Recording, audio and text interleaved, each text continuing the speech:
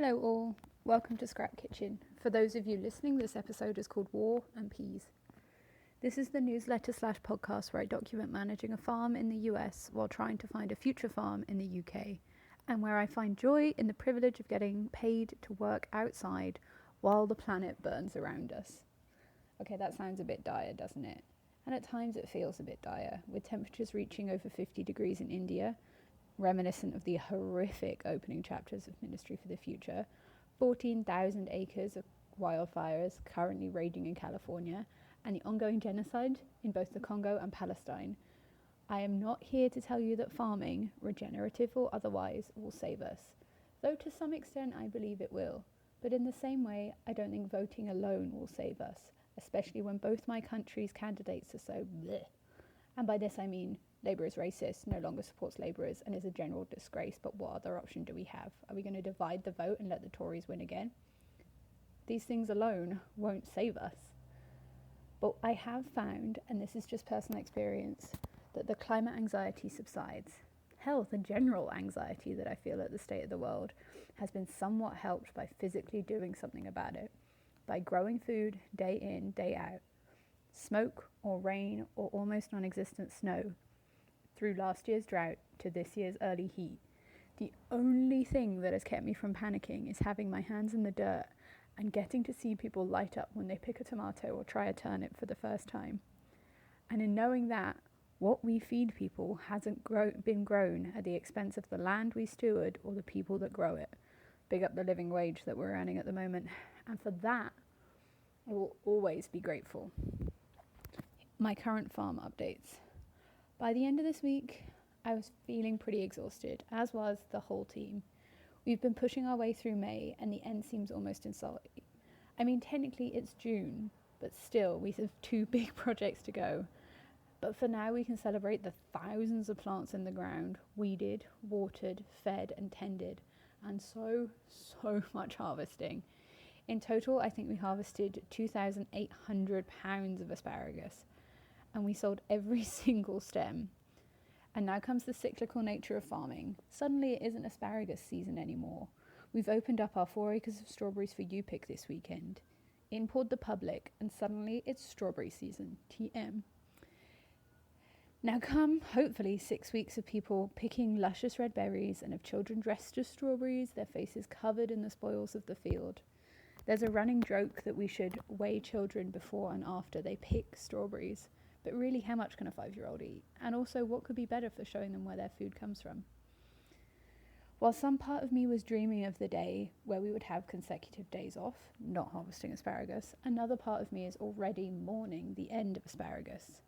To nourish this part of me that will want asparagus in a few months, I've saved several pounds of seconds, unsellable flowering stems, and frozen them for a later date. Side note, I was going to say combat this, as in to combat this part of myself. How much of our language is warfare? How insidious the military-industrial complex, the ongoing colonialist values, that instead of thinking of saving food for a later date as a gift to one's future self, it is instead an act of combat, an extension of war, to fight a feeling, to quash a need. I'm working on changing how I write, and by extension, how I think.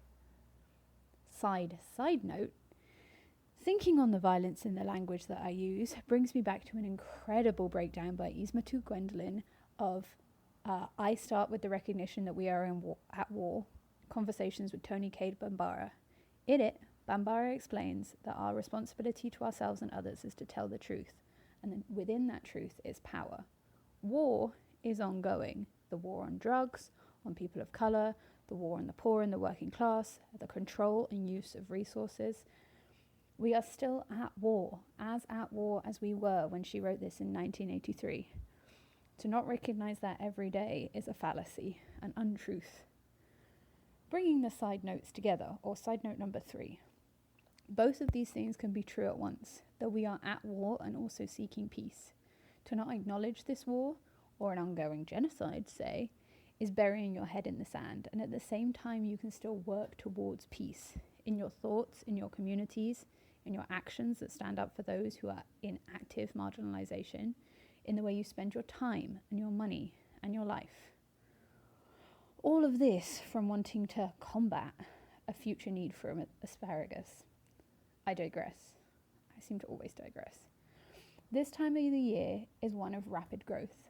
It feels like if you look away for a second, a bed can get overrun with weeds. A full cabbage can spring up overnight. Asparagus can grow 8 inches a day. Thank fuck that's over. We now have 2 more tasks on the horizon. The first, to plant 5 acres of winter squash and pumpkins by hand. And the second, to have a farm tour of over 750 people descend on us next weekend. No big deal. Last year we seeded the field of squash amidst the smoke of the California wildfires, but the weeds got away from us and the eco-weeder was not necessarily repaired in time, and our work was for naught. We got nothing. That was somewhat of a blow, if I'm being honest, but this year we are hoping to refine our methods. We want straighter lines, better for weeding, quicker seeding, no bending, only burying with your foot, and the eco-weeder is already ready to go. We've used it on the strawberries. We're hopeful for the thousands of pounds of pumpkins and winter squash that will spring up from that patch.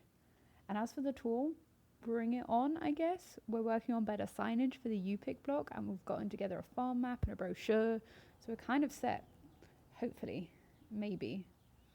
This week I'm looking forward to our first tomatoes, which have been flirting with ripeness for the past week. We might also be doing our first wholesale order of green onions, which is hopefully 350 bunches, something we've been planning for since January, but obviously things take time and they have to grow.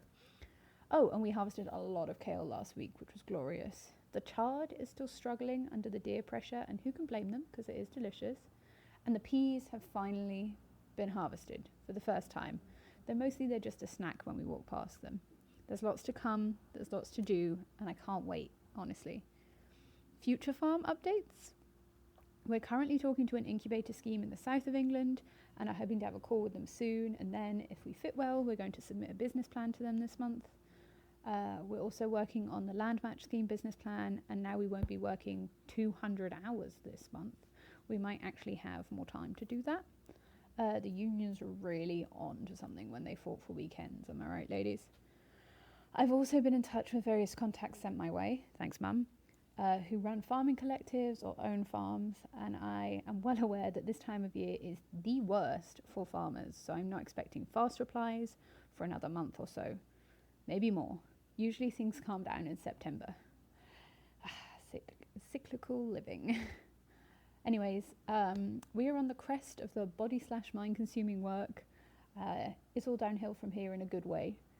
And that means that we can take a little of the focus off the current farm and start looking forwards. And we are looking forward to having a lot more time to focus on the future farm. Okay, I've gone on long enough. See you all later. Bye.